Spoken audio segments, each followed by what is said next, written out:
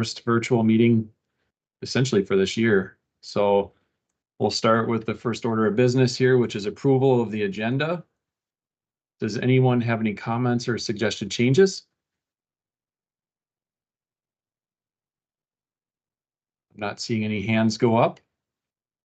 So we will consider that approved. The next order is approval of the April 2nd, 2025 Technical Advisory Committee meeting minutes. Would anyone like to make a motion, or does anyone have any changes I should ask first?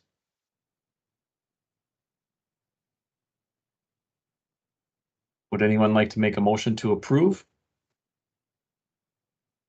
A motion to approve, Joe. It's Molly. Thanks, Molly. We have Second, first. Jim. Thanks, Jim. With that, we'll take a roll call. I'll turn it over to you, Joe. Chair, Mitteco County, MacPherson, Aye. Carver County, Robgent, or Milky, Dakota County, Laborie, Hennepin County, Ellos, Aye. Ramsey County, Isaacson, Aye. Scott County, Jensen, Aye. Washington County, Leitner, Maddie Delheimer for Lissa. Aye. Q, 7W, Hausman, Witter, Egan Mathis. I questioned my count earlier. Eden Prairie Ellis. Abstain, Joe. Fribby Kosluchar. Aye. Chanhassen Howie. Abstain. Brooklyn Park, Culver or Ruiz. Woodbury Hartzell. Betsky. Lakeville Omi. Aye. Plymouth Thompson. And Minneapolis Engineering Hager. Aye. Minneapolis Planning Mayo. Abstain. St. Paul Engineering Peterson, Nick Peterson. Aye. St. Paul Planning Collins. Aye. Metro Transit on. That's Jonathan on. I think he's a new member, and I think he said he'd be 15 minutes late, so I'll call him next time. Suburban Transit fighting. Aye. DNR Spooner Walsh. Bicycle Sabota. Aye. Pedestrian Turner Bargain. Aye. Deed Eddie. Mac Reef. I abstain. Community Development Met Council Boylan. Was not here last month, so I will abstain. MnDOT Freight Shelley Meyer. MnDOT Metro McCartney. Aye. MPCA AO. Aye. Met Council MTS Steve Peterson. Aye. And Tab Kotsukos.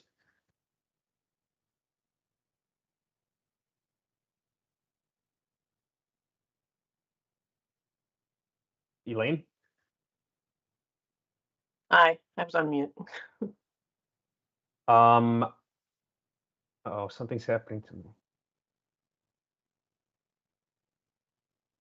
Can people hear me? Something is going on with my Teams right now. Yes. Yep. We hear you. All right. Well, that's 17 ayes, no noes, and 5 abstentions. All right, the ayes have it. So the minutes have been approved. Next, we'll move on to public comment. Do we have anyone on that would like to make a comment, or Joe or Elaine, have you guys heard anything? Received any emails? We heard nothing, Chair. Okay. I'll just ask one more time. Are there any community members that want to speak up? Okay. Not seeing anything, we'll move on. Next, we'll move on to the tab report. Elaine? Thank you, Chair. TAB met on April 16th. Hovland reported that the TAB Executive Committee met prior to TAB. The committee reviewed the meeting materials and had a status update on the regional solicitation. The active transportation work group will meet on April 28th. Hovland announced a new TAB member and alternates. St. Paul TAB member who is now Sarah Jost. She had been the alternate, and the new alternate for St. Paul is Matt Privratsky. There's a new alternate appointed for District H, Rachel Chinitz, and MPCA alternate is Amanda Jarrett Smith. MnDOT report, Connie Siebgen reported on a safety update. Statewide, there were 76 fatalities through April 16th. In 2024, at this time, there were 95 fatalities at the same time. In the metro region, there were 30 fatalities at the end of March. MnDOT is revising its documents and determining how to balance state goals and federal goals. For the construction update, they're fixing bridges along I-94. MnDOT is doing a traffic analysis before and during construction, and they will report a study on what happened before and after, or before and during. And TAB members requested a report on that also. For the MPCA, Amanda Smith reported that the VW program has 2 open requests for proposals, one to replace old diesel switcher locomotives with electric alternatives, and another to replace old diesel school buses with new cleaner diesel school buses. The VW program is a 3-phase program, and they are in phase 3. There are 4 to 5 years left to work with the funding. MPCA has issued 210 grants and is processing 720 individual projects. There was no MAC report. Metropolitan Council report, Deborah Barbara reported that districts 12 and 15 seats are open, and a nominating committee was formed. The council hopes to fill the seats in May. And then Karwoski reported that the gold mine operating was successful. Washington County and Ramsey County provided free rides for the first week of service. For the Suburban Transit Association, Hanson reported that Southwest Transit's 494 fixed route service to the Mall of America and Airport was launched at the end of March. There's a park at $5 per day and fly service that has been going strong. Autonomous vehicle service around Southwest Transit Station began April 15th. And Minnesota Valley's Transit Authority's Burnsville bus garage updates are underway and already resulting in operating efficiency improvements. TAB had 4 action items that they approved: a streamlined tip amendment for CSAH 34 sidewalk, curb ramps, and signal projects, the streamlined tip amendment for MnDOT's 5310 bus purchases, streamlined tip amendment for the CFI grant program, and Washington County program year extension for County Road 19A, and those were all, they came through TAC. They had 4 information items. They had an introduction to the highway system harms, impacts, and mitigation priority study, Washington County safety planning and implementation plan, an update on the arterial bus rapid transit plan, and the regional solicitation evaluation updates. And for that update, Steve Peterson had presented information on the upcoming special technical work groups that were having their first meetings and the 2 upcoming workshops at that time. And that is my report. Thank you, Elaine. Any questions for Elaine?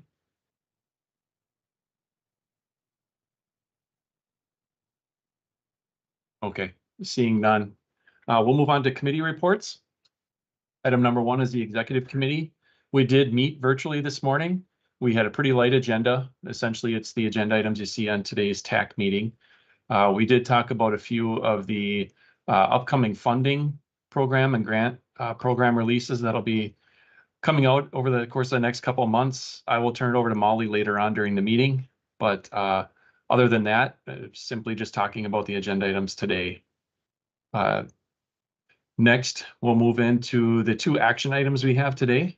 So the first one is action item 2025-14, which is a streamlined tip amendment for Wright County's I-94, County Road 137, and CSAH 37 Reconstruct and Roundabouts project.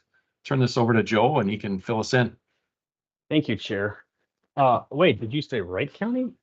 Yes, Yeah. so this is a Wright County request, and most of you know this, but I'll briefly state that our planning area extends into small parts of southeastern Wright and Sherburne counties. That's a result of the 2010 census, actually, and then expanded a little bit of coverage during the after the 2020 census, just given the development patterns that is now part of the MPO planning area. And so we get usually about 10 projects in an individual tip in Wright and or Sherburne counties. And every now and then we'll get a tip amendment. So I know it's something we don't see a lot, but that's a reminder that we'll provide our committees of that. So anyway, this is pretty quick, pretty easy. Obviously, this is not a rehabilitation project since we don't fund any in Wright and Sherburne counties. So Wright County has requested an amendment to change the scope, length, and cost on County Road 137 / South 37 at Interstate 94. It was 2 roundabouts at ramp heads originally, and now it's an additional 0.79 miles of reconstruction along with 2 additional roundabouts. And interestingly enough, there's no federal funding in this, but with MnDOT, we put our state-only projects in the TIP and STIP as well. And so you'll see $1 million of state funding. So that's why it was in the TIP to begin with, and it needs to be amended given the large scope change and the cost change, which is entirely from our from Wright County or locally in any case. So with that, I'll stand for questions. Thank you, Joe. Are there any questions? I was looking to see if Chad Hausman is here on behalf of Wright County, but I don't see his name on the list. I do know this project is, I think the extension portion of this was largely developed due to a new Costco that's going to move in Albertville, Otsego there. So this project will front that new Costco center. So a lot of traffic and changes to traffic loads on that corridor. Any questions for Joe?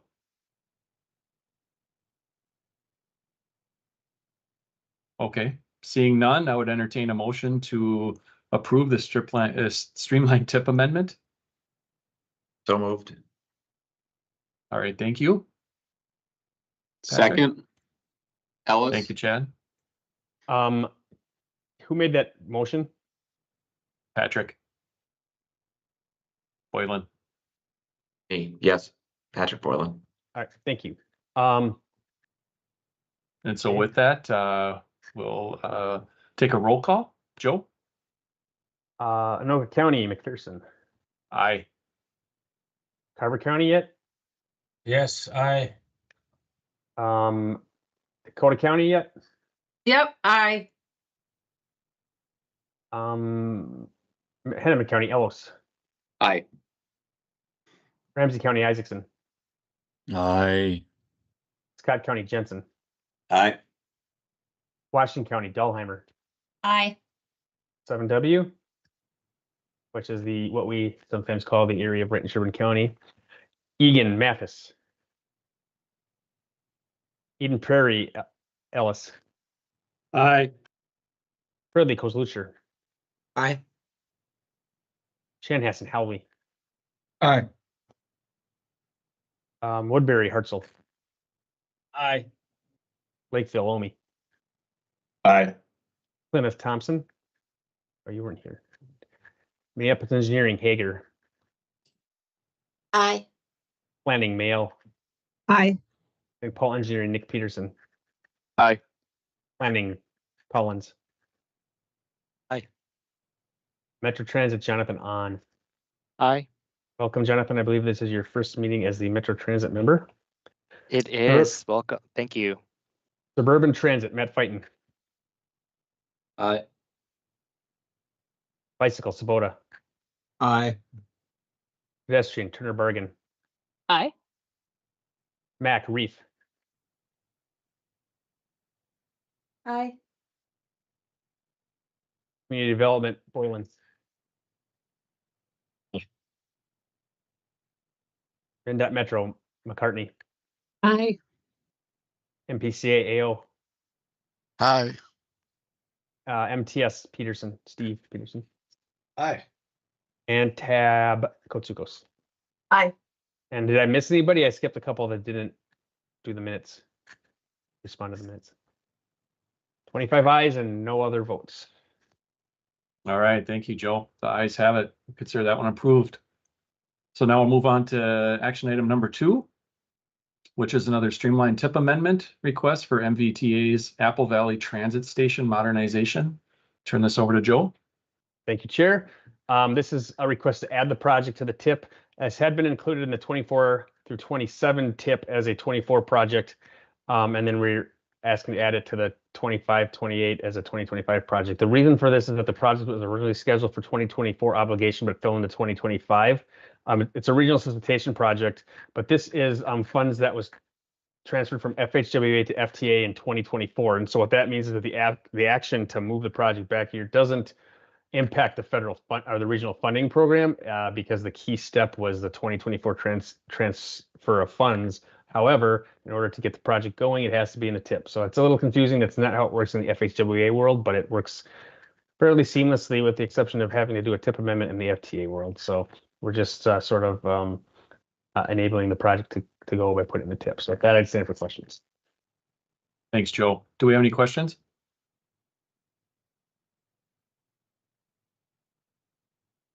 Okay, not seeing any. I would entertain a motion to approve this streamlined tip amendment. Mr. Chair, this is Paul. I'd move approval. Thank you, Paul. Do we have a second? Second, Patrick Boylan, second. Thank you, Patrick. And with that, we'll move to a roll call vote. MacPherson. Aye. Robjent. Aye. Labrie. Aye. Ellos. Aye. Isaacson. Aye. Jensen. Aye. Dolheimer. Aye. Ellis. Aye. Kosluchar. Aye. Howley. Aye. Hartzell. Aye. Homey. Aye. Hager. Aye. Mayel. Aye. Peterson. Nick Peterson. Aye. Collins. Aye. On. Aye. Fighton. Aye. Sabota. Aye. Turner Bargan. Aye.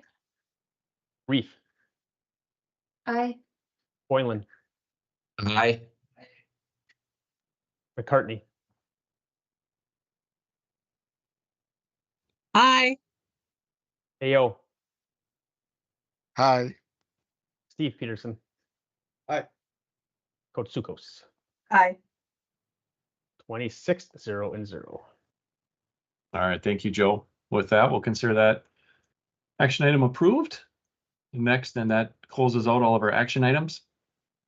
Next, we'll move on to item number 2, which is a TAC Transit Planning Technical Work Group update. I'll turn it over to Bradley here. Thank you, Chair. Hi, everyone. My name is Bradley Bobbitt. I'm a planner with MTS Planning, and I staff the Transit Planning Technical Working Group. We met last month and had a presentation on the draft TPP amendment, incorporating changes to Blue Line Extension and Gold Line Extension, which you all will be seeing that presentation later in this meeting. We also got updates on the Network Now implementation and the arterial BRT plan update, which was also a presentation given to TAB at their previous meeting. Wonderful. Thank you. Appreciate that. Any questions for Bradley at this point? Okay, not seeing any, we'll move on. Next, we'll move to the Planning Committee. Gina?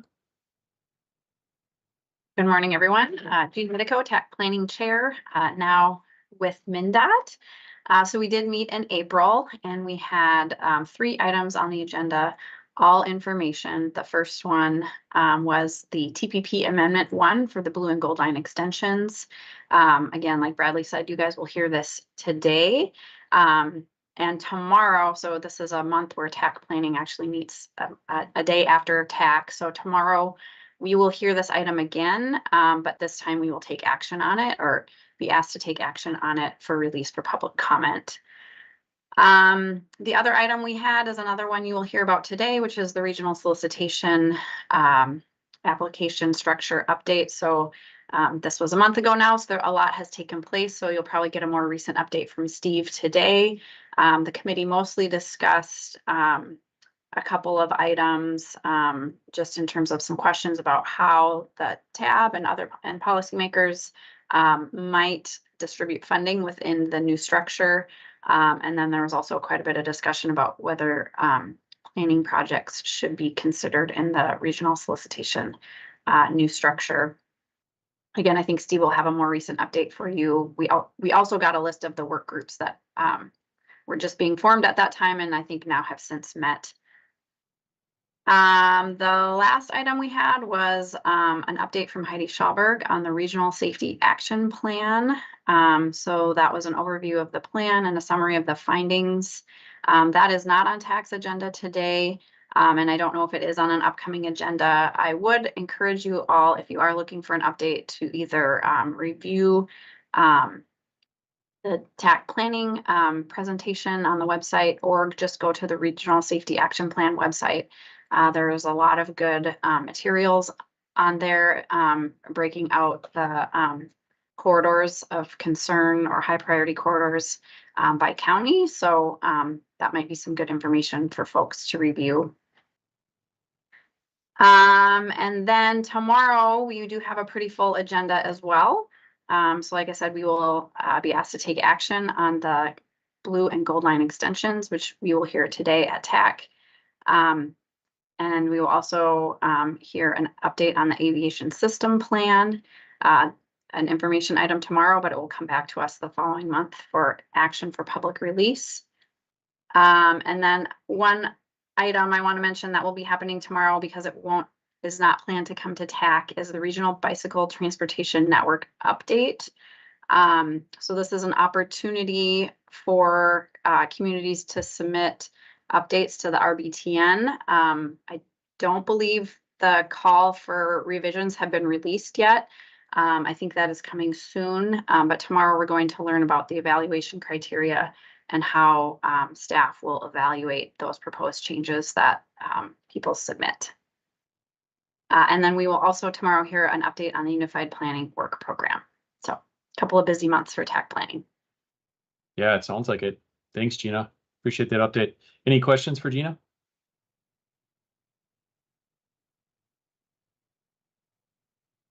Okay, not seeing any. Thanks again. Next, we'll move it over to the Funding and Programming Committee. Jim, do you have any updates for us? I know you guys didn't meet last month, but any updates? No, I don't, and we did not meet. And part of the reason for that was we didn't have any urgent items coming through, and then we wanted to afford some time for folks to be attending the solicitation structure meetings. So we have a meeting coming up on the 15th, and so look forward to getting back in the funding and programming meeting cycle. I think it's before TAB, which is unusual. And so, yeah. That's all I have. All right, thanks, Jim. Appreciate that update. Any questions for Jim?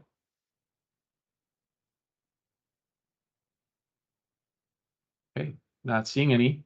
We'll move into our information items. So the first one we have up on deck here is the Blue Line Extension and Gold Line Extension Transitway project updates. And I believe we have Mr. Thompson here with us to provide an update on that.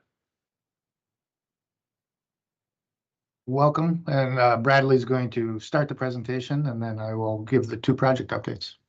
Yep, sorry, just a moment. We're giving multiple presentations on this and I had the wrong one pulled up. So just give me a moment here to pull up the right one.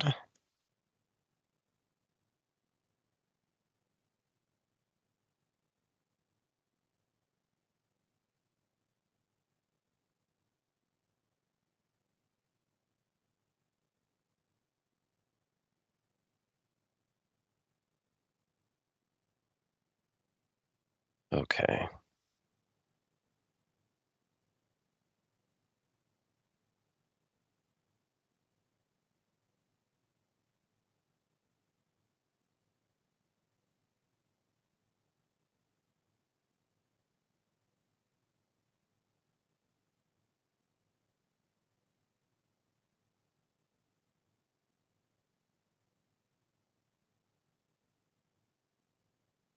All right. And I will get us started here. So hi, everyone again, Bradley Bobbitt, planner with MTS Planning. So Nick and I are going to be presenting on background on the amendment itself, mostly focusing on project background for the Blue Line extension, Gold Line extension, and then a bit about the impacts these projects will have to the plan, particularly focusing on regional transportation finance, and then a bit about the schedule. So about the amendment itself, high level timeline, we're doing informational presentations right now. You heard we've already given a couple. And then we're starting the process to release for public comment, starting at TAC planning. That'll ultimately make its way up through the committees all the way to the full Met Council. We'll have our public comment period in mid-July through late August, and then the adoption process will ultimately we plan to have that completed in early October, so early fall. As far as what's in the proposed changes, in the amendment, it will incorporate changes to the Blue Line extension project, which resulted from the municipal consent process, and that'll be incorporated in the fiscally constrained plan. This will also involve removing the West Broadway Modern Streetcar project based on requests from Hennepin County and the City of Minneapolis. And then it will be adding Gold Line extension as a project to the fiscally constrained plan. And we will also show Gold Line as an existing transitway, reflecting that it opened in March of this year. In the TPP, we have our transitway advancement policy broadly outlined, and we have criteria listed for that originating agencies or the agency leading the planning or effort has to provide in order for those projects to be considered for inclusion in the fiscally constrained plan and the TPP. So we have the transitway type or mode, the alignment, so essentially the line on the map, and then the station locations. This is often also referred to as the locally preferred alternative or LPA. They also have to describe their selection process. So what criteria did they use, why, describe the public engagement they received and the feedback, their public engagement efforts and the feedback they received. They also have to provide resolutions of support from relevant government bodies, so generally those that are along the alignment. And then they have to document fiscal constraint, meaning they've identified the funds, we know where they're coming from. So with that, I will hand it off to Nick to cover those topics for Blue Line extension and Gold Line extension. And Nick, just let me know when to advance slides for you.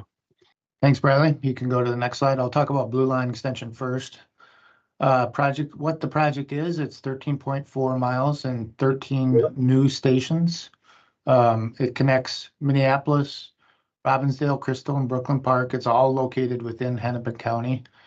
Once it's open, it'll be part of our overall metro system of all-day frequent service. It is an extension of the existing Blue Line, so you will be able to ride a single-seat ride from Brooklyn Park all the way to the airport and Mall of America if that's a trip you want to make. This project focuses on enhancing the community prosperity where we're building it. It is also a project where anti-displacement of those businesses and residents that live along the corridor is a key strategy so that they can not be displaced by the impacts of the project both during construction and after it opens. So that's a key new strategy within our project elements. We are in the final design phase. We anticipate being 60% design this summer along the whole corridor and final design early next year with major construction beginning in 2027 through 2030 at that's current schedule. Next slide. We received official support for the project last fall through the municipal consent process. Each of the 4 cities and Hennepin County were required to provide consent for the project to move forward. We completed that in October of 2024. This is an update for the new alignment. They had provided consent on the previous alignment, but we went and re-requested municipal consent because of the major changes to the project. Next slide. I'm sorry, Nick. This is, again, the wrong presentation. Sorry, everyone. I'm not at my normal workstation. There are more slides on the Blue Line extension than 2. That Sorry, looked a little just- different, so. Yeah, sorry, just a moment.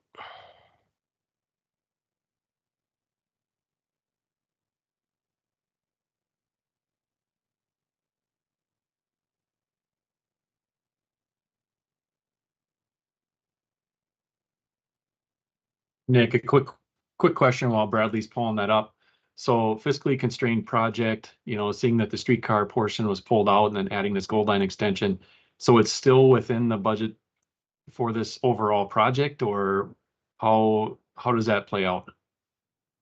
Yeah, there is a new updated project budget compared to what is in the for the old alignment. And so we're assuming both federal funds and then the local share of the costs being provided by Hennepin County. And so it is technically a fully funded project in the fiscal Okay. constraint. Thank you. Can I ask a quick question, Nick, too? Sure. The municipal consent, just out of curiosity, in terms of like securing our funding and kind of moving forward with what we need to do, is there a deadline associated with that? And then the second part of my question is do we anticipate any changes to municipal consent? I'm just thinking about the purple line. So municipal consent is project specific. There were each of the communities in the county are allowed in the municipal consent process, which is a state process, to add conditions or changes to that they request as part of the design. And we did get a few of those, including a 13th station, and all of those were accepted as part of the design by the county and Metropolitan Council, which will have us update the budget this year to reflect those new scope items. So I don't know if that answers your question, but if Purple Line is a good example where we're working towards a new alignment for Purple Line over what's in the TPP, and hopefully this summer we get local approval for that, and that would require municipal consent or LPA approval. And that would hopefully have a TPP amendment next year to reflect that new alignment. Interestingly, municipal consent is required for light rail projects, but not BRT projects. And so Purple Line doesn't technically have a municipal consent process, but per our planning, we do need municipal approval of an LPA. A good distinction. I appreciate the answer. Thank you. All right, Nick, this should be the right Sure. presentation for Okay. you. You already All covered right. some of this. Yeah, Blue Line, we are matching our metro system level assumptions. We are assuming when we open, we'll be at 10-minute service for light rail in the peak periods of weekdays and weekends. We are not currently at 10-minute service on our light rail, but moving towards it. We stepped back from 10-minute service during COVID, and as we staff back up, we're moving towards 10-minute service on our system. We are forecasting a ridership addition of 12,000 to 13,700 riders daily. This is our first forecasted ridership using post-COVID ridership as a base. And then once it opens, the full Blue Line, it won't be called the Blue Line Extension, it'll just be the Blue Line. And so we're anticipating a 30,000 daily ridership. This is in the forecast year of opening. Of this quarter itself, the demographics of this quarter, there's a high percentage of residents that have zero car available to them in their household, and we're projecting 50% of the new riders to be from zero car households. Next slide. So the selection process for this amended route, we go all the way back to what is in the current TPP, started in 2012. Where we did Hennepin County Regional Rail led the planning effort to pick the route and the mode. They did study BRT and LRT. Back then it was called the Botno Transitway. And then in June 2012, they picked the route that followed Highway 55. This is the previous route, and then followed the BNSF corridor for over 8 miles. And so we progressed on the design of that corridor all the way to 90% design, and then could not reach final agreement with BNSF to co-locate in the corridor. And so that kind of suspended the planning or the design process, project process for that alignment. Next slide. And in 2022, we reconvened. Rather, there was a discussion in the region about what we do with the project, assuming that the old alignment wasn't available. So we began a new route planning process. The map on the left shows the old route in the lighter gray, lighter blue, and then the current approved route in the darker blue. And then the green routes on there are some of the alternate routes that were studied in the 22 and 23 process. In 2023, through the engagement process and public input and policymaker input, we did select the route that goes in Minneapolis. Rather than traveling down Lindale, it goes across the I-94 and travels down Washington Avenue to connect to, and it connects back with the existing blue line at the Target Field Station, which is also a connection point to the green line. Next slide. So as I mentioned, we received municipal consent from the 4 cities and Hennepin County. That process wrapped up in October of 2024. And then each city had its own public input process during that. We hosted a public hearing and took input from the public on that level. So in our engagement, as we restarted the route planning process, we really built on the previous alignment and previous engagement. Then we tailored it to, we were doing a lot of engagement early on during COVID time. So we had some unique engagement processes in order to get public input when we couldn't always do in-person events. But we reconfirmed the goals from the community, what their priorities were, and criteria for how we would rank the alternate routes that were being studied in that process. Next slide. So we did a tremendous amount of engagement starting in August 2020 through, this is just currently updated numbers through February. Several over 900 community events. We did a lot of social media. We have a newsletter that goes out almost monthly that is keeping the community up to date, that has over 10,000 subscribers to that. We've done multiple surveys, both for the alignment, and then within the alignments, there's been some sub options for different stations and locations and designs of stations where we do a lot of surveying of the community. We did direct mailing to get people to events and have them attend the public and provide public comments on the route, and lots of emails and phone calls also. Next slide. So I could pause there or go right into the goal line extension if you want to, Chair, if you want to take any questions now or. Yeah, thank you, Nick. Does anyone have any questions for the project team at this time? The blue line extension? Not seeing any hands go up. I was going to ask one question, Nick or Bradley. This extension to the blue line, what does that add for travel time? So if someone got on at the north end and they travel into the cities with this, what kind of ride time are you looking at? Yeah, we are currently projecting between 42 and 44 minutes on that segment.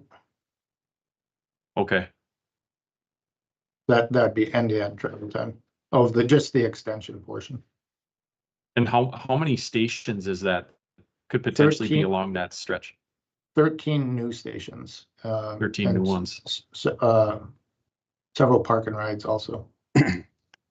Okay. All right, thank you. I see Innocent has his hand up. Go ahead, Innocent. Yes, Mr. Chair.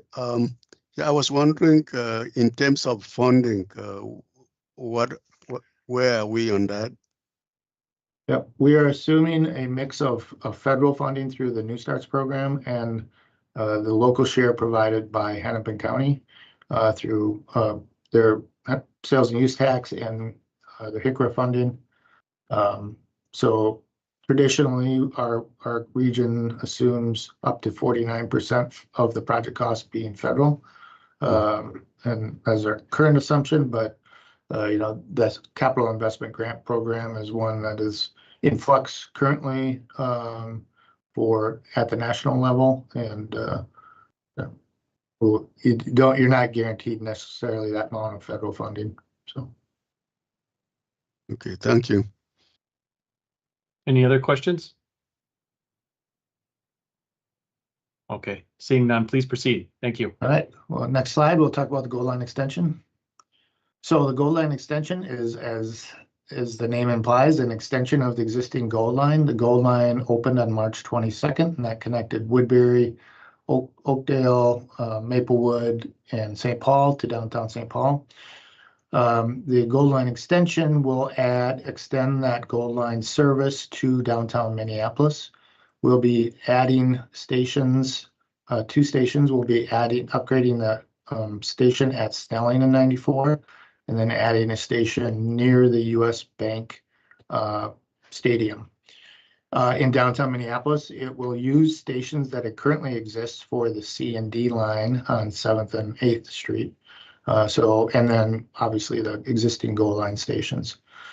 Goal line extension replaces for Metro Transit a Route 94 service that operates along the same path and actually uses the goal line stations today in downtown St. Paul.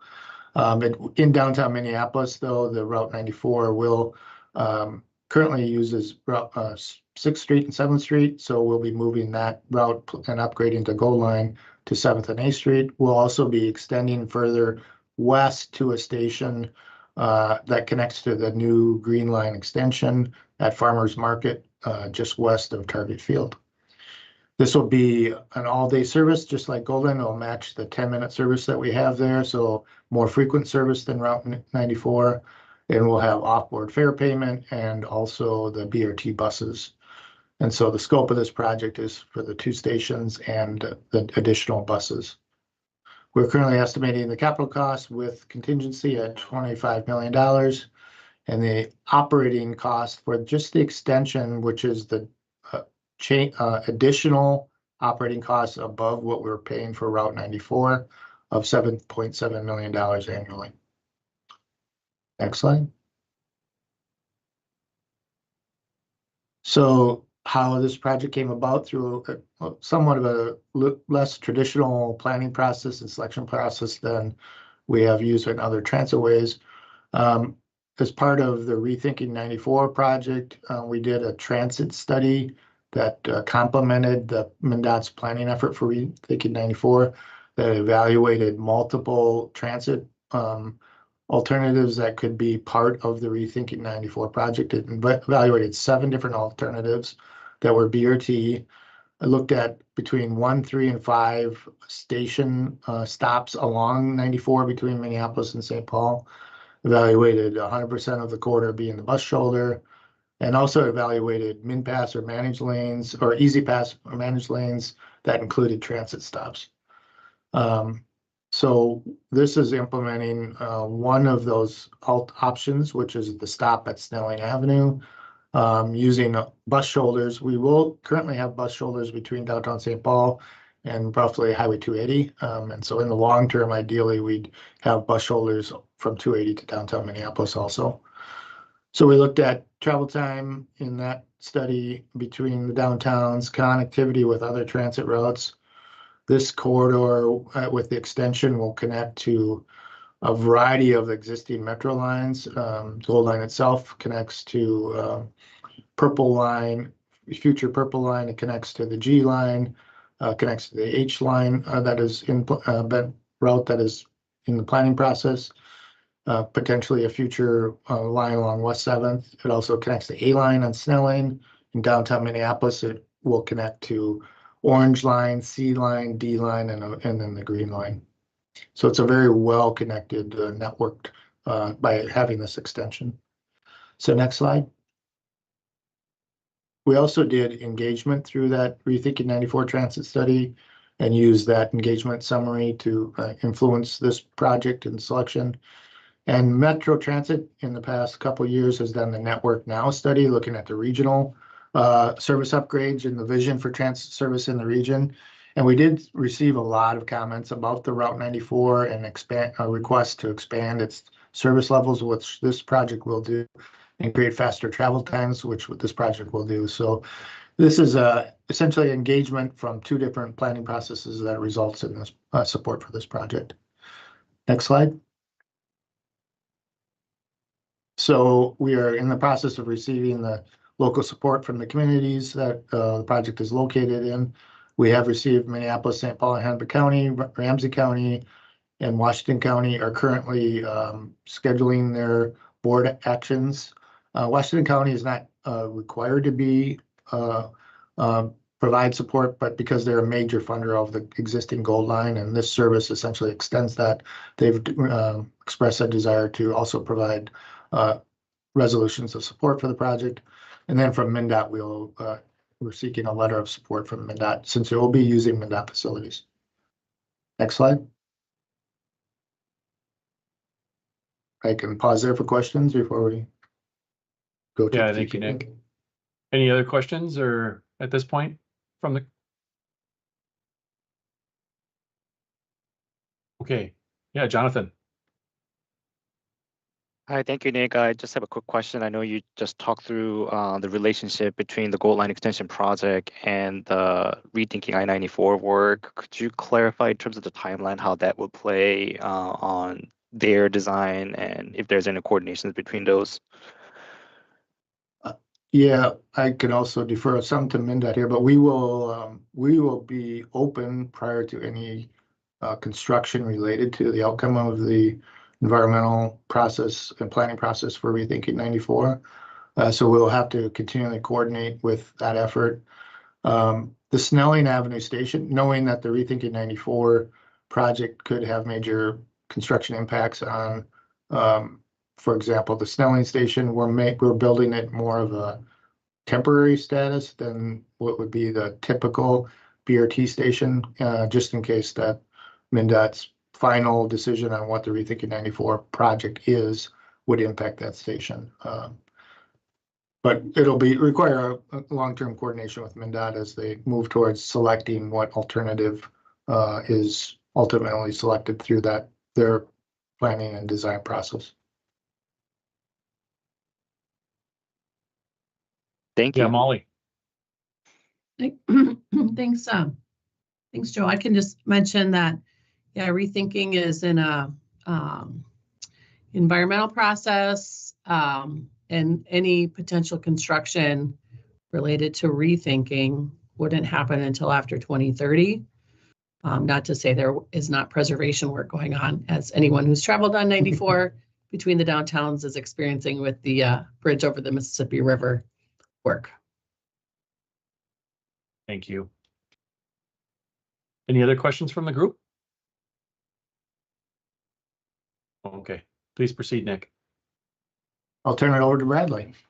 All right, and I just had a quick clarification. Nick had mentioned the operating budget for Gold Line Extension. The figure we provided was in addition to the 94, but that actually is including the amount that projected for the Route 94 in 2028. So the first full year of operation of Gold Line Extension. But I'll cover a bit of the finance effects in a later slide, so that'll make more sense. So yeah, I'll quick over some of the high level impacts to the TPP itself. A lot of this will be focused around finance.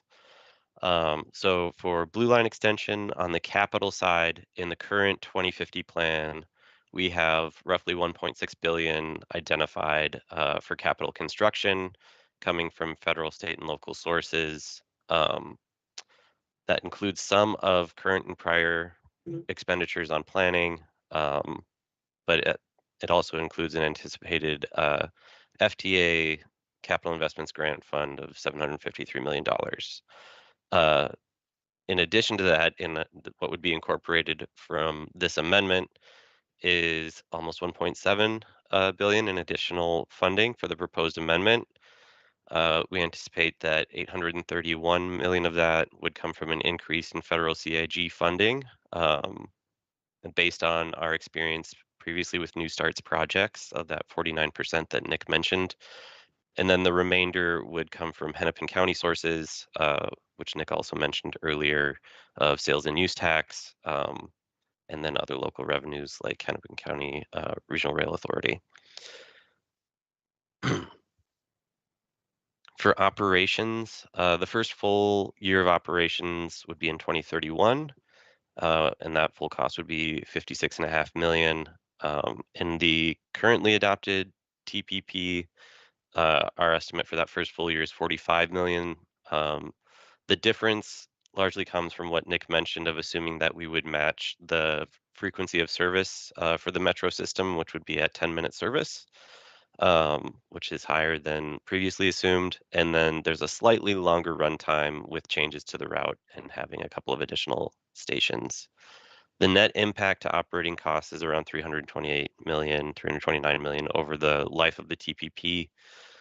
That would be paid through fares and advertising, and then most of it would be unallocated sales and use tax. So in the current TPP, we have a large chunk, I think a little north of $2 billion in unallocated sales and use tax. This would partly eat into that funding source to pay for operating over the life of the project, or the life of the plan for Blue Line operations, or Blue Line extension operations, excuse me.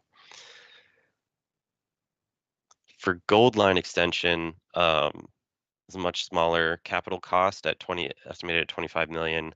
That would all come from existing Metro Transit funds as proposed, and so there would be no net impact to capital funding needs in the TPP from this amendment for Gold Line extension. For operating, we have that 7.7 million figure that was created essentially by doubling the projected operating cost for Route 94 in 2028 because we're doubling the frequency of service and they run roughly the same route. The net impact then over the life of the plan is 128.2 million, again with part of that being paid by fares and then the remainder being paid by that unallocated sales and use tax. Before I go into the kind of the other TPP elements that are affected, well, they're pretty quick, so we did do an analysis of impacts to equity and environmental justice, and then the performance outcomes that we have in the TPP. We ran some modeling with these changes incorporated. Generally speaking, changes between the current TPP build scenario and this new build scenario. So we have our baseline, which is kind of current business as usual, and then build incorporates all the projects. The current TPP already includes Blue Line extension. It's just that old version, and it already includes Route 94. So the performance benefits are largely similar to the current TPP. We see slightly more, say, access to jobs because of that increased frequency, which reduces travel times for transit riders. But on the whole, these projects, with the exception of Gold Line extension, that service was largely already there in the current plan. And there'll be some other kind of ancillary impacts to the plan itself, updating some maps and updating our long-range capital projects list. All right. For the schedule, we're talking with you all today. We'll be talking with TAC Planning tomorrow, as mentioned, to start the release for public comment period. We will be doing the same presentation to TAB on the 21st. So if you all could let your TAB members know that this is coming, give them a quick briefing on it, that would be helpful for us. For release for public comment, as I mentioned, we'll be going all the way to the full council. And then ultimately the adoption process will be this fall. We will also be, the schedule, there's a slight update to it. We will also be giving an informational item to the Transportation Committee before they see the release for public comment action item. All right, and I can go back to any of the finance slides for questions on those or any of the other slides. Thank you, Bradley and Nick. I've got a quick question before I turn it over to the group. If you could go back to the additional costs for the Blue Line extension, those are some pretty large numbers there. And just thinking of that, knowing right now, the waters are a little rough at the federal level.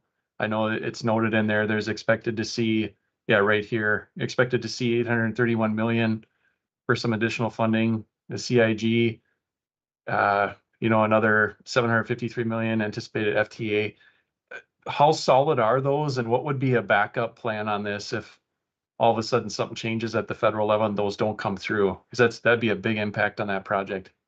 Yeah, and this is covered in the draft amendment, which you all will get a chance to look at once this comes back as an action item for you. But the assumption at 49% is based off our historic experience. What we say in the amendment is if that 49%, if it's different, the difference would be paid according to state law, which we reference the specific law, but essentially that would fall on Hennepin County. Okay. And then on the operation and maintenance side, I assume there's some agreements that are in the works. Is from the Metro Transit side, Met Council side, is a lot of that coming from the new metro area sales tax, that 83% that rolled through? Yes. Okay. All right. That's the only questions I had. Prior to that new sales tax, the responsibility of operating was split 50-50 between the counties and Met Council. And so with the 2023 law, we took over full 100% responsibility for operation and long-term capital maintenance. And then the sales tax is the funding source that was provided to provide that operating cost. Okay. Thank you. Any other questions from the group?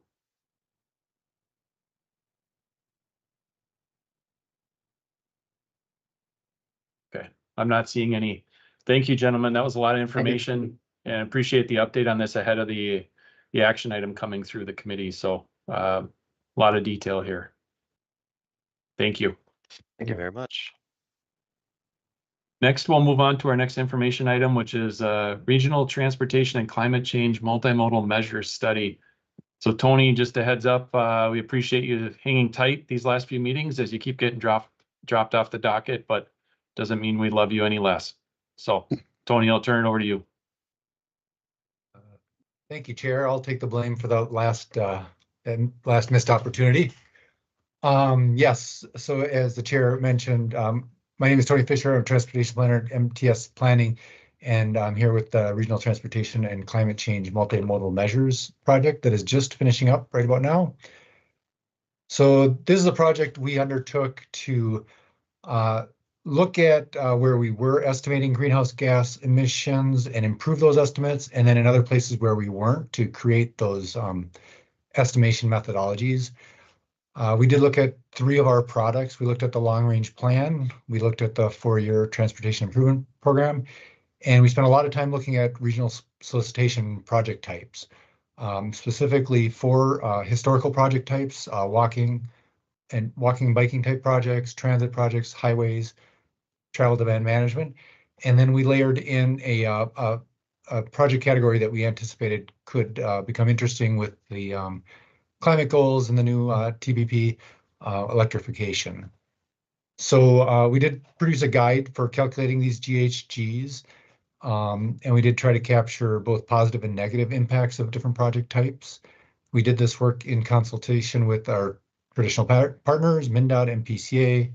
We had a project management team and a technical advisory committee of stakeholders helping us. So this is the outline of the project and generally the outline of the presentation today. We had pretty traditional project management. We'll have a final report and executive summary coming up shortly. We really started the project looking at what were the current methodologies.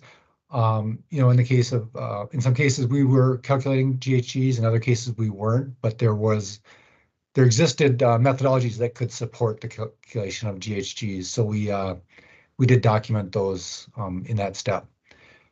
Then we went out and looked at the world nationally and at the state level mostly for current methodologies and best practices for estimating GHGs from these transportation type projects.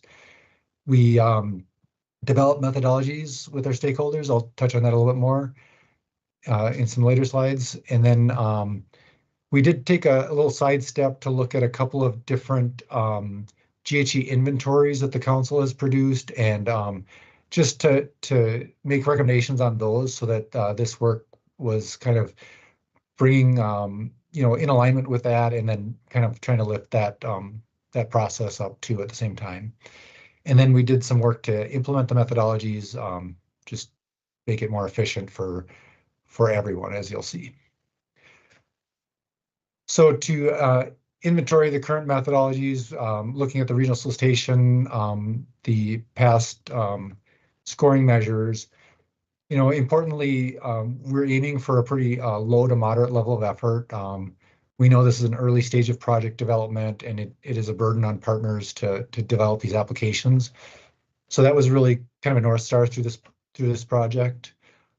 We did not have any direct GHG estimates, but importantly, there were some values in the current in the past regional solicitation that were directly going to help us with GHG estimates. Importantly, transit ridership, and then we had some in the TDM categories. We had information about commute reduction. In other cases, we had less information, and the methodologies really had to start from scratch. So in the roadways categories, we had been using Synchro for some of those projects, and that is capable of producing fuel consumption estimates. So if we have that in the no build and build, that's a pretty direct line to estimates of greenhouse gases. Also in the roadways category, we're estimating delay reduction. However, we obviously consider that as a positive, but that is a negative when you think about the induced demand effect. So we just wanted to carry that thinking forward in this project. When we looked at the tip, pretty limited information there, project category, description, and project costs. And then when we looked at the TPP, we had the 2040 model available to us, and that, as we know, takes in the future transportation network, land use, population, jobs, and forecast future travel demand, importantly VMT. And then we've been using the EPA's motor vehicle emissions simulator to translate that VMT estimate to a GHG estimate. We did spend a lot of time looking at how the travel demand model estimates induced demand, and we found that it's really resulting in about a half of what literature says the induced demand effects were. So that's something we wanted to think through. We are not considering construction impacts from our projects, but that is something to consider in the decision making. So when we looked at best practices, we had some national resources, and then we had some West Coast resources. And then importantly, we did look at MnDOT's carbon reduction strategy. So really, these were kind of the places where this work has been done in the past, and where we were able to pick up from. So some of the things we're thinking about when we're looking at these methodologies, there's a lot of different approaches to doing this. A lot of methodologies are really looking at tailpipe emissions, but in other cases, we try to capture upstream emissions too. So you can think of this importantly for electrification type work. If we're taking a gasoline vehicle off the road and replacing it with an electric vehicle, there are zero tailpipe emissions. However, there are emissions related to that electricity generation. So with this project, we were aiming for that wells to wheels full life cycle emissions. Some of the methods look at estimates of before and after activity and estimate the emissions in those different cases. Others use elasticities to apply to different conditions. And we did end up with methodologies in both of these types. When we looked at transit emissions impacts, we did choose to consider the negative impacts of diesel fuel so that we could reflect the benefits of electrification in transit. Let's see. There also was some consideration given in this methodologies to mode shift in that not all of, say, new transit riders are coming from single occupancy vehicles. Some of those are new trips, some of those might have been biking trips, things like that. So we do have some adjustment factors that to reflect that nuance. And then there are methods that result in tons of GHG impacts or others that result in percentage change in GHG impacts. And we really went with the tons of GHG impact type methodologies, just thought that was a better language to have this conversation in. So the methodologies that we went with incorporate a lot of feedback from different partners. We had some discussions with MnDOT on the tip. We had a number of meetings with Met Council staff and MnDOT staff on the way we estimate greenhouse gas emissions in the TBP. And then for the regional station, we developed these working groups to really focus on the different categories and really try and bring in the experts in those specific project types. As I touched on earlier, we're really trying to balance the effort of these different methods against the precision and completeness of the estimates. We're aiming for that well to wheels emissions, the full life cycle emissions impact. We're trying to capture both the benefits and disbenefits of different project types. And then we're applying national best practices. In some cases, we have local parameters. In other cases, we currently have parameters that maybe aren't as reflective of our environment. But you know, there are opportunities to improve that over time. And then, yeah, as we collect more information on these project types over time, we can incorporate that into these methods for different parameters. Okay, Tony, just pause here for a sec. I see Brian's got his hand up. Oh, sorry. Yeah, go ahead. That's okay. Hey, Tony. Happy Wednesday. Happy Wednesday, Brian. So it feels like in this context, we're looking at two of the three legs of a stool. Do any of the methodologies incorporate or account for changes in land use? That is, I think, the one place where we reflect changes. So these are supposed to be methodologies that reflect the impact of different project types. And some of these project types have impacts on land use, transit and highways, probably especially. So when I say induced demand, definitely a part of that is the effect of highway expansion on land use. And then in the case of transit, we're really looking at, we're really leaning on the transit ridership estimates from that are already in the regional station process. And so I'm not as familiar with those methodologies, but they could in theory reflect land use changes. But in terms of the policy plan, like the policy plan is a much broader ranging document. Right. So the way we estimate GHGs in the TPP take in the land use model outputs into the travel demand model. And so we do reflect land use changes in the TPP, but we don't reflect transportation changes impact on land use changes. So we don't run the model in an iterative way, is my understanding. Okay.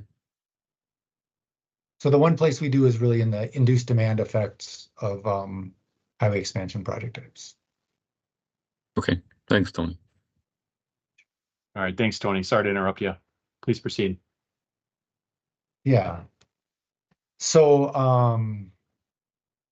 to touch on the TPP and the TIP methodologies, I mentioned we did a lot of work on that induced demand comparison, and we made some recommendations to update electric vehicle forecasts for the TPP estimation, some recommendations that really look for consistency in how we consider upstream and life cycle emissions across different vehicle types and fuel types. And then we touched on the construction emissions, but we didn't make a specific recommendation, just noted that MnDOT has the Minnesota Infrastructure Carbon Estimator tool that's available to do that kind of work. For the tip, we didn't think there's sufficient information in the tip to produce GHG estimates. So we want to have more conversations with MnDOT and other project sponsors about how that could be brought in, whether it's bringing in project sponsors' own estimates or some other approach to that.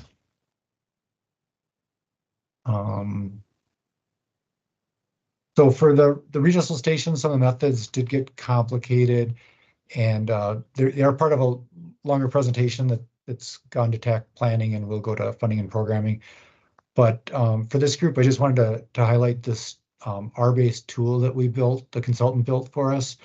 And this implements the methodologies. It takes in the required inputs, does the calculations, and outputs VMT estimates and GHG input, GHG estimates.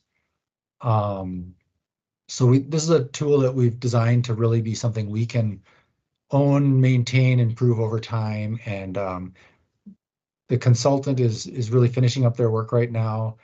And so this is something that we intend to look at a little bit closer over the summer, just fine tune some of the documentation. And it is available at that link below for if somebody wants to open it up and play with it a little bit. But it's made to be really user friendly, bring in as much of the data in an automated way as possible, and make this work easier for all of us. Tony, if you don't mind, I'll interrupt you one more time. It looks like Molly wants to ask a question. Sure. Thanks, Tony. Thanks, Chair. Tony, can you talk about the work group that was involved in this? Lot of coordination happening with MnDOT central office. Things are happening. And I know with the 7 county having responsibilities and roles and all this, just yeah, could you just talk about that a little bit?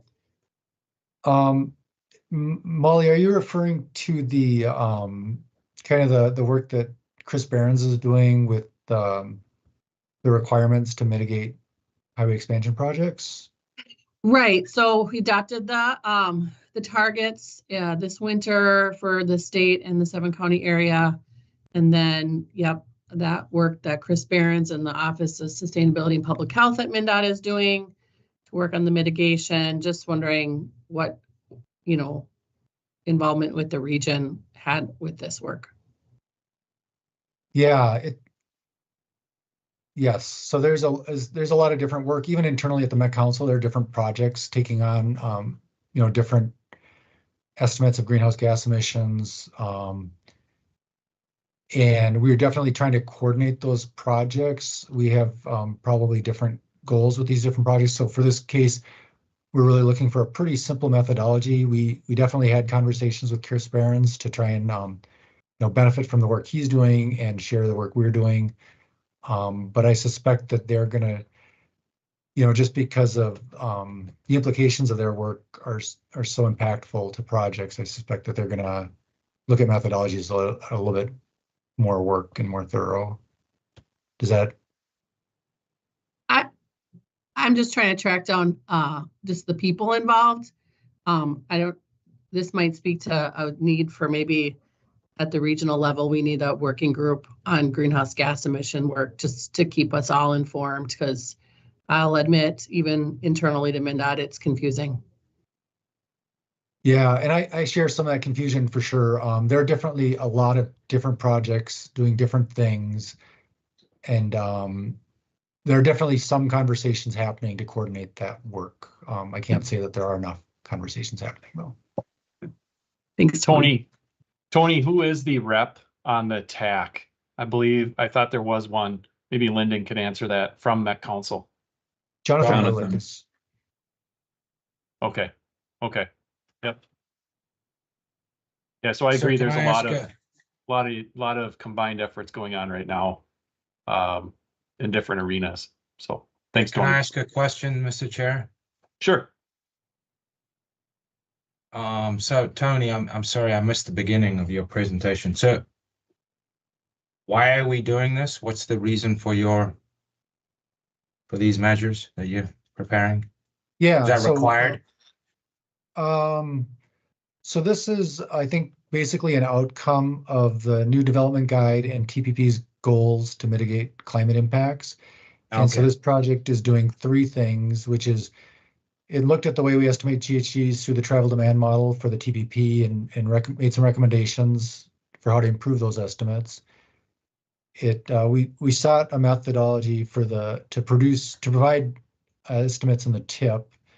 Weren't fully successful with that, but want to keep walking down that path with MnDOT and other project sponsors.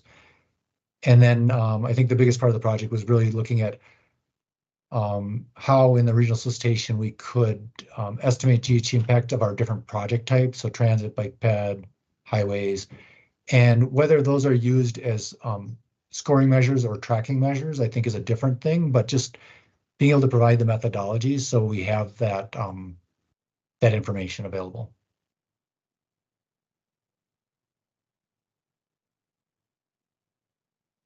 Okay, thanks, So, Tony. Yeah, hopefully that answered the question. So really the last slide here, the project with ICF is ending now, but the work is going to live on through staff and other projects. But we have the Regional Solicitation Special Issue Working Group for Climate taking in some of this material now and making recommendations for the next round of the Regional Solicitation. We have that R-based tool that we want to maintain and improve over time to have that available for us and our partners. There are cases where we really could benefit from collecting additional information from projects along the way to improve some of the parameters we're using. So we want to do that work. For roadway projects, we did find some discrepancies in the estimates that were provided by Synchro, and then we put a couple of those Synchro models into SimTraffic and got quite different results. And then we also used the FHWA CMAQ tool and got different results again. So not fully satisfied with those results. We're thinking about how to maybe build a database of places where they've done much more thorough estimates of GHGs, whether it's environmental documents or projects that are just much further along, and they put a lot more effort into this. So if we can build a table of intersection to interchange project types or intersection to roundabout project types and just start to get a understanding of the range of potential impacts. In some cases, they're going to be pretty small impacts. In other cases, they're going to be important to think through. And then we could definitely think about how the Minnesota Infrastructure Carbon Estimator could be useful in our process if we want to consider the emissions that are part of the construction process, materials and vehicles on site and that kind of thing. So Stephanie Kong was the project manager for ICF, and the team did a lot of great work for us, and we really appreciate them. But happy to answer any more questions. Thank you, Tony. Do we have any questions for Tony? Yeah, just one more, Mr. Chair. So to Molly's point, so how does this differ from what the GHG TAC is doing for MnDOT? Yeah, so so I believe the group you're referring to is specifically looking at roadway projects and requirements in state statute that those projects mitigate their impacts to some degree. So that's I think that the project we're doing is really about providing better and more information that can be used in the regional solicitation process or at least tracked for outcomes. So they definitely overlap. Yeah, the reason I'm asking that question is it's already confusing enough, and this is obviously a big political issue. So to Molly's point, I think we need to figure out in the metro region, how these two processes or whatever you want to call it interact with each other. Because if the work, and I'm on the TAC, if the work we're doing for the impact assessment, greenhouse gas impact assessment TAC is different to what you're doing, I think people just need to know that because it's just a lot of information that might be confusing to people. Do you know what I'm trying to say? Yeah, I think it is I think maybe it's helpful to understand that, when we talk about the regional solicitation methodologies here, we're really talking about very early on in project development, where we want to use kind of limited resources to provide these estimates. And that there are different points of time along a project where you might have more resources. So there's reason for different ways to estimate greenhouse gas emissions. And we're definitely trying to learn from each other. Maybe Steve has a better way to clarify this. Yeah, Tab has asked us what's the impact of the entire regional solicitation program on greenhouse gases, and we said, well, Tony's doing the study, so we'll get back to you in two years. And so I think it's what Tony's put together is a higher level than maybe what's required in the state legislation to give an overall picture of the program. And you wouldn't necessarily do that unless that greenhouse gas state legislation and the offsets are. You may not look at all the bike bed projects, for instance, that we fund in the solicitation. What's the cumulative impact of funding, $50 or $75 million of bike bed projects? And so that's really the aim of this project, is to look at a programmatic evaluation. And this is one of several things we're going to be looking at across what does the entire $250 million of federal funds get us every 2 years. And we couldn't answer the question for greenhouse gases until this study was completed. So in part, it's answering that request from Tab from several years ago. Okay. Thanks, Steve. Did you have a question too, Steve? No, that's enough. Okay. Next, we had Molly up. Thanks, Chair. Yeah, the state law, there's so many questions to answer. It's requiring this work be done before projects in the STIP. So I'm glad that you're thinking about the regional solicitation as a whole and the program as a whole, getting credits or whatever, however we're gonna work this out. So there's definitely like a pre-design planning phase work that's necessary, but we know projects change a lot in their development. So I think there'll be other milestones that we'll have to meet for looking at this, but yeah. Thanks, Molly. Next, we had Mark. Thank you, Mr. Chair. I am also on the TAC that the greenhouse gas emission impact, whatever the full title of that TAC is, with Lyndon. And I want to second some of the stuff that Lyndon was saying, just about, obviously anybody who's looked into this understands the complexity of this issue as a whole. And there's the whole concept of, all right, let's do some calculations of what the greenhouse gas emission impacts are.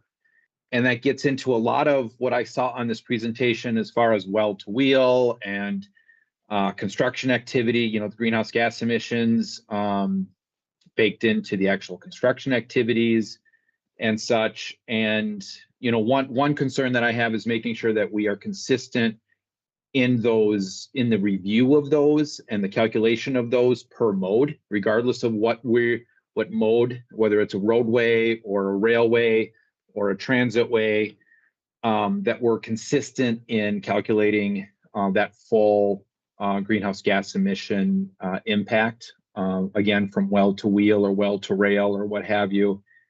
But secondly, the current TAC and where we are going and where the current recommended analysis procedure is we are not counting construction greenhouse gas emissions in those trunk highway emission impacts. We are not looking at well to wheels right now, and there was intention to that. And I'm just concerned about where this is going as we get into the potential. And we touched on this. We don't know what we're going to do with this data yet. We're just collecting it right now. We're figuring out how to collect it. But I have concerns about how we're going to use this for the solicitation, how we're going to use this for potential. Are we going to talk about impact mitigation on local roadways, things like that? That's where I have concerns about. The decisions we make now are going to have significant impacts as we get into conversations of how we're applying this data that you guys are talking about collecting right now. So I just wanted to put that out as a general concern and some of the differences that I see between what we decided for the impact, the GHG impact analysis procedure, and what I'm seeing in this right now. Yeah, thanks, Mark. Thanks for saying that better than me. Cheers. Yeah, any response to that, Steve or Tony? Or looks like Nick has his hand up. Maybe he wants to add something to that.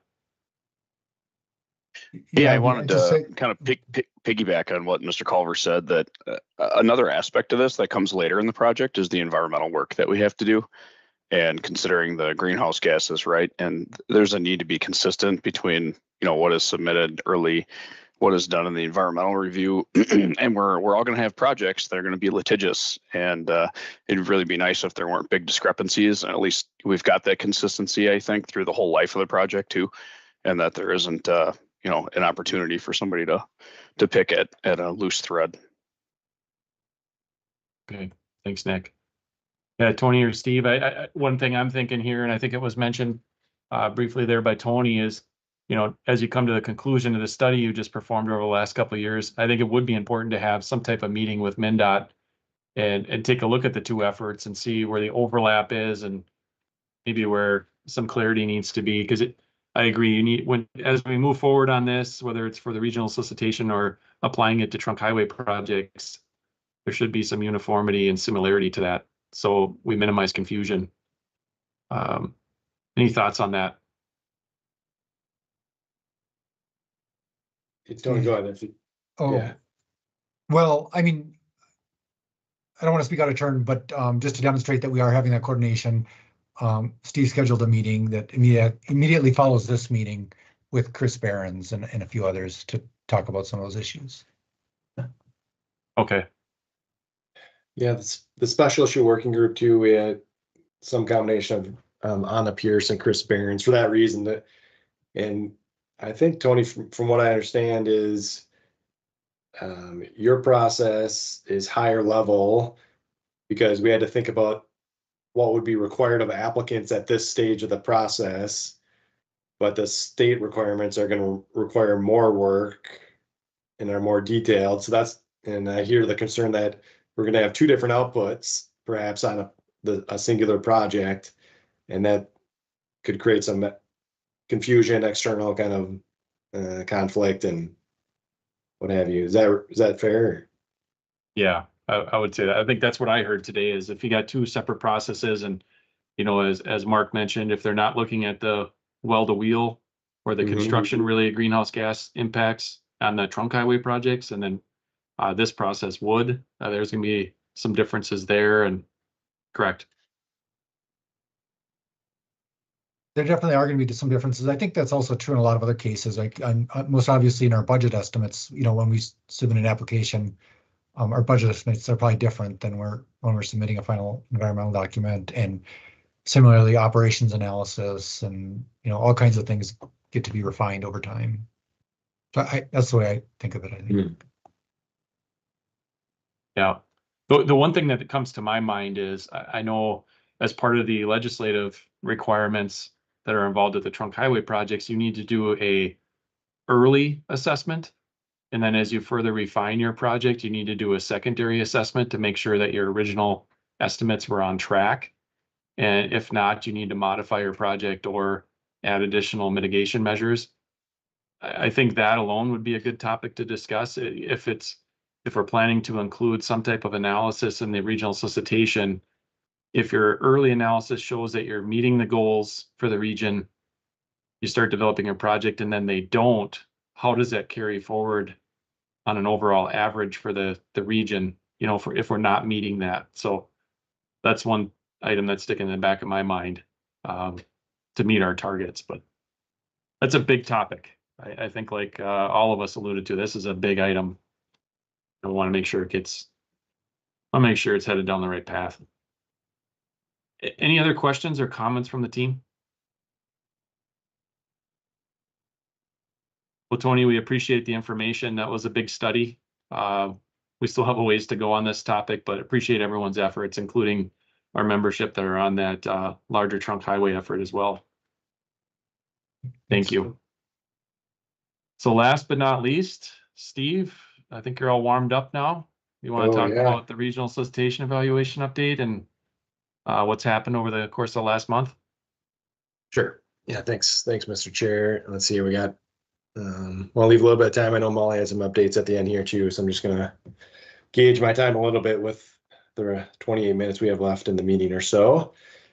So let me put in the chat, the technical steering committee, of which many people are on this TAC as well, for the regional solicitation evaluation, met yesterday 2 to 4. So I put that PowerPoint in the chat, and all those materials can be found online on the regional solicitation page. So I know even a lot of people have been accessing those just to see them as the process goes to as the project goes through the process, kind of where we're at and some of the key issues along the way. A lot of people have been looking at that. So let me share my screen here. Just going to share one slide here today. So we have 7 special issue working groups with roughly 100 people. Many are on our technical committees. The first meeting of those 7 special issue working groups was 2 Fridays ago. In-person one, that is. We did have a virtual kickoff, and then we do have another in-person one here on Friday, May 30th, and virtual meetings after that as need for some of these topic areas. But did want to touch a little bit on some of the key themes we heard at that April in-person workshop, and then what we talked about the technical steering committee today. So I think that's the main 2 items I wanted to get to today. So just brought this slide up on the screen as maybe a place to talk from. So the safety special issue working group, one of the questions they had was many of the key, we asked all the groups, what are the 3 to 5 primary criteria you'd like to see for this each application category that would further advance the TPP objective, in this case, reducing K&A crashes. So the measures for proactive and reactive, we had as 2 separate application categories, but the measures that were recommended were virtually the same between those two application categories. So the group said, well, should we just combine proactive and reactive projects, or should we keep them separate, similar to what MnDOT does for their HSIP process? Yesterday at the technical steering committee, the discussion there was to keep them separate because they're, if you don't have a separate proactive pot of money, it's more than likely that you're going to pursue the reactive projects too, because they have the crash history to show for those. So that was one discussion point yesterday. Moving over on the columns here in the bicycle pedestrian area, that policy work group for the active transportation also did meet. That was on April 28th. One recommendation that they made, we said, well, how would you like to split up the federal dollars and the regional sales tax dollars, active transportation dollars? And we gave them 3 different options. And the recommendation from that policy work group, mostly of TAB members, was to split it up by category. So that's one change to this chart. So they said the regional bike networks should use the federal money, and then what we're showing as local bike networks, local pedestrian networks, and non-infrastructure bike ped should use the regional sales tax money. So we split them up by category. I think some of the next questions for that group are timing. Do you want to do active transportation and the regional federal dollar or the federal dollars at the same time, or do you want to offset those 2 solicitations? And there's probably reasons to do or not do that. What we talked about yesterday at the technical steering committee was one question was, where do regional trails fall? Do the regional trails, would that be under this umbrella of regional bike networks? Or would that be limited to more like RBTN and the bike barriers. So that's another kind of open question that's going to need more discussion. Where do regional trails go? Secondly, how can projects, especially if you did offset the active transportation from the federal dollars and time, could you apply for both pots, or do you make the eligibility such that you can only kind of pick one path that you're going down, either the federal dollars or the regional sales tax dollars? Transit, I don't think we talked too much about that yesterday at the technical steering committee. Other than the maximum awards we talked about a little bit, and perhaps lowering it for transit customer experience, which used to be transit modernization type projects. In roadways, Steve, sorry to interrupt you. Since you were just on the transit item, what about the set aside that currently existed in the past few solicitations, that $25 million set aside? Is that something the transit group was still in support of or wanted to see continue forward? Yeah, that's a good question. Not having not been at that transit group, I think that was Joe or Elaine. Were you on that one in specific? But I think they didn't dive deeply into that question, right, Joe? Tell me if I'm wrong. Right, that's correct. They didn't talk much about that. They focused a little bit more on the categories you see. So I couldn't even tell you whether there was an undercurrent of belief in maintaining it or not. Okay, that'd be a good one to circle back on as we present to TAB and stuff, so they have a little idea of, that bucket of money sitting off to the side. Yep, good point there. So in the roadways, maybe the key topics there, we did talk about greenhouse gases as one of the topic areas, but then that roadways group, there did used to be a flooding stormwater improvements. I guess we housed it under environment, but it was intended mostly for roadway type projects and to use the protect funding. That special issue working group is recommending that we forego that as an application category and wait at least until 2028 till a new federal transportation bill is signed to see, because in part we're going to use protect money on the back end to fund those types of projects, the more the flooding stormwater management. So I think people want to just wait until the next bill came out and see how much money, because right now it was about $3.5 million per year that we had in protect dollars. The other maybe talking point from the roadways was, should we have a separate application category for interchange projects out of that reliability excessive delays? Noting that those, you can't right size those projects maybe in the same way, that they probably need a higher maximum award. And should we just separate those those projects out as a separate category from the rest?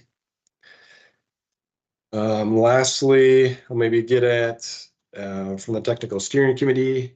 Yesterday, we did talk about primary and secondary criteria. So the primary criteria is really what the special issue working group touched on, those 3 to 5 largely measures that are going to be used to select the projects, with a few secondary criteria. The technical steering committee said we need to, as kind of the overarching body looking at this, we need to limit the number of secondary criteria to probably 2 that each of these work groups come up with, or else we're going to get back to a point where we're at today of having a dozen or more measures, and that goes against simplification of the whole process. So people talked about trying to limit the secondary measures to maybe just up to 2 that the special issue working group could recommend at its next meeting.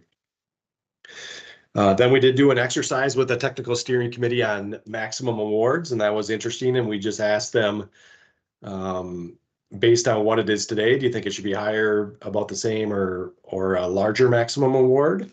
So we got some initial feedback on that. The only one that we really dug into the details too much about was roadway modernization, reliability, excessive delay, which used to be strategic capacity.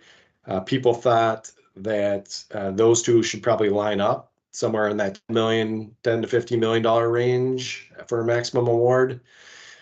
Where there's some of the numbers that people talked about that those should be the same, but then interchange projects should have a higher maximum award than that, given that they're $50 million or so right now. So those are a few of the topics. Maybe lastly, Mr. Chair, and I'll turn it over to yourself and others, other people who were at the meeting yesterday. We did talk about the eligibility for based on functional class for projects that could apply. So right now in the bridge category, any federally eligible functional class can apply. So that means that you could go down to the major and minor collectors, depending on if you're in the urban or rural area. So the urban area, in the urban area, both major and minor collectors are federally eligible. In the urban or the rural area, just major collectors are federally eligible. So we do that right now for bridges because we wanted to fund the worst bridges on the system, regardless of functional class. So some of the discussion we had yesterday was, should we do that for some of the other categories? I'd say we didn't come to a conclusion, but we did pull up the mileage, for instance, on the collector system. That's a lot of miles across the whole metro area that would be added and to be eligible for money if you did add the collectors.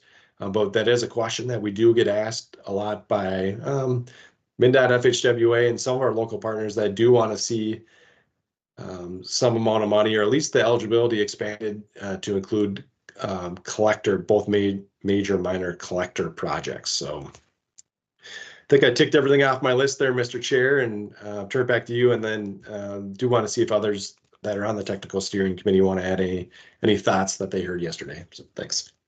Thank you, Steve.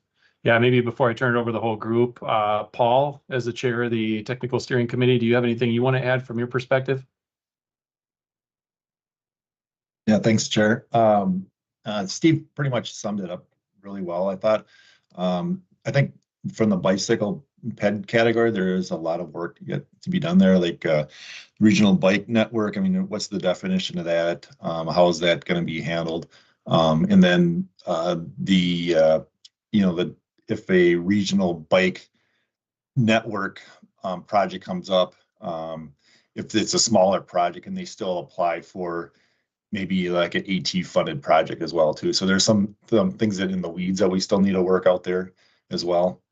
So I think that's the area that still needs a little bit more work to do and a lot more discussion on how that's going to be handled too. And then also the non-infrastructure component of the AT funding too. We're still talking about that, how that's going to be handled, how that's going to be scored.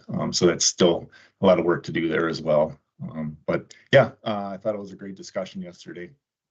That's it. All right. Thank you, Paul. Anybody else that's on the technical steering committee or anyone else on the call today have any questions or comments or feedback? Yeah, Lyndon. Yeah, one thing, thanks, Steve and Paul. One thing that we also discussed was on back to the interchange, those being such a large dollar amount, was maybe considering a set aside similar to the BRT, where you would maybe put 25 million per solicitation into the interchange category. I think projects would still submit for competition, but we'd have to figure out how that works. Reason for that is obviously the costs are so big nowadays, and two, with this GHG law, it might be prudent that the region, does one or two of those instead of maybe 8 per solicitation that would have to run through that assessment process. So there's lots of reasons for it, but that was discussed. And the other one was, back to Steve's functional class question. That's a big one for people to think about. If you remember, we've been funding A minors only for a long time, other than in safety. I think the safety, the HSIP program can fund collectors as well, major collectors. But, if we put that into roadways now and we allow major collectors to submit, that might be fine, but you're opening up thousands of more miles that could be eligible. I'm not saying that's a bad thing. It's just something we got to consider carefully. So, and my final point was back to that the bike ped thing, having the regional trails eligible, maybe in their own category. Maybe it's the dark blue or the light blue. I think they should be eligible for federal money too, but I don't know. I think the local bike networks or the AT funding, that's good. Maybe the cities should be the ones that get most of that money, seeing that the metro counties have their own TAA funds. Hopefully I'm not bothering too many of my county colleagues on that one, but I know the cities have their own local bike needs that maybe could use that AT money more than us. But, the regional system is really important. The regional trail system is really important, the recreational side. So that definitely should be, I think, its own category and not compete with the RBTN or barrier projects. Thank you. Thanks, Lyndon. Any other comments or questions from the group?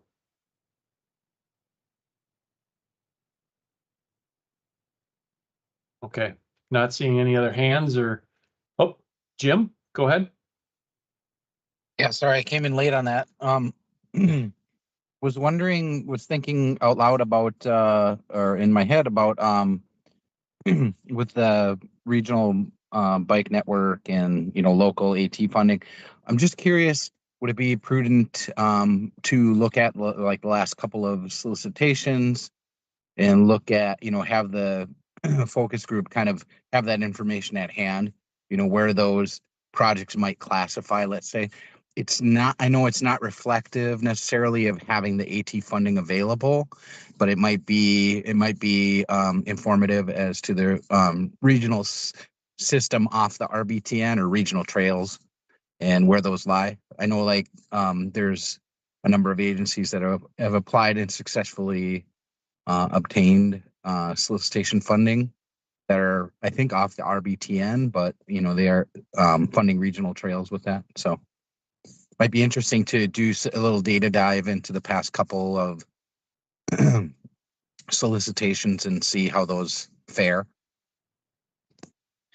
Yeah. So Mr. Chair, maybe just to clarify that request. So you're saying look within the what used to be the multi-use trails category and see what percent or amount of those projects was RBTN versus regional trail versus other maybe non-regional system. Was that what your request is? Yeah, kind of just seeing where they might fall.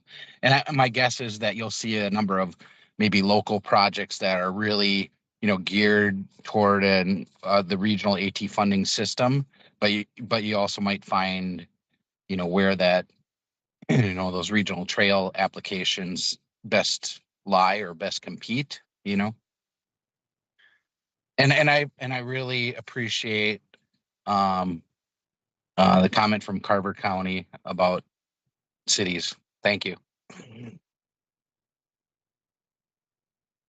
Anybody else? Good comments?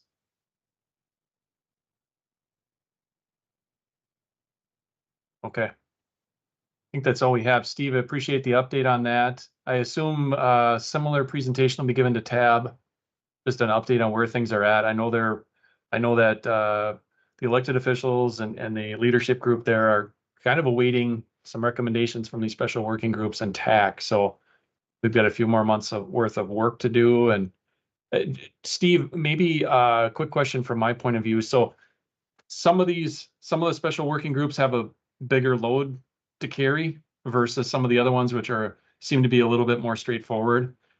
Are there plans right now to potentially add, instead of just going with monthly meetings, there may be some, bi-monthly meetings, that type of thing? Maybe you can update us on where that's at. Yeah, I think after this May 30th workshop, we'll have a better sense for where some groups might be done. I think, as some others said in this call, the bike pad is complicated. The roadways has a lot of application categories underneath it to get through. And those are maybe the most difficult ones. And GHG is kind of another, with EV charging, I think will be okay, but it's coupled with GHG stuff. So that might be another one that's going to take a little bit more time. So I think you're right. So to answer your question, I think you're right. Some groups are going to need to meet more often to get this plane landed. Okay. Thanks, Steve. All right, well, that wraps up information item number 3. As alluded to earlier, I want to turn it over here to Molly under other business, just to update on some of the funding mechanisms and grants that'll be opening up here soon. So Molly, take it away. Thanks, Joe. So I'm going to talk about Quarters of Commerce, and I'm going to share the screen. Quarters of Commerce and the freight program. So Quarters of Commerce projects, we've seen the submittals and okay. So we've seen the submittals, and right now we're going through the local screening and recommendations process. So each county in the 7-county area can nominate up to 2 projects or screen 2 projects, as well as tab. I believe Steve's got something on funding and programming for the one project that might be outside of what the counties will do. But if there's any county people that want to chat about that, let me know. And then there'll be some internal scoring and ranking, and with an announcement in the fall. There's also money being added in the current omnibus bill for transportation. So this solicitation right now is just for project readiness, design, and other delivery activities. And then there's some language to include capital funding. I think it's around $55 million split into 2 time periods. I think the House had some amendment that didn't pass that would move some of that money around to active transportation. But so that's where that is right now. And then the freight investment program, we'll have a solicitation coming out this summer. It'll be about $50 million in years 29 and 30, max award of $10 million, with an announcement in early 26. And some stipulations about new expansion projects, unless they are already included in the TIP or have gone through the design, have been submitted for layout approval. I think maybe that is still up for some change, but I think that's the direction that they're going in. Okay, thanks, Molly. Any questions for Molly on that?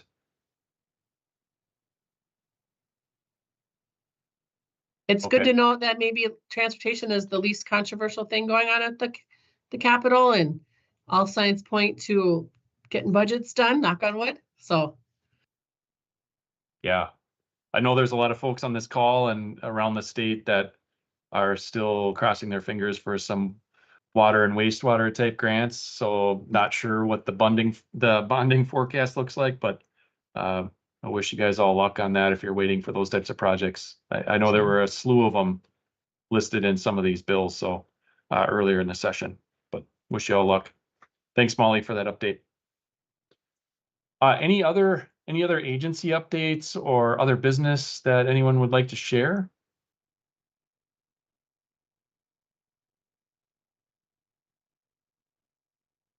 I'll ask again. Any updates? Okay, with that, we'll adjourn the meeting. I appreciate everyone's time this morning, and you get 5 minutes back. Have a great rest of your week. Thanks, everyone. Thanks. Thank you.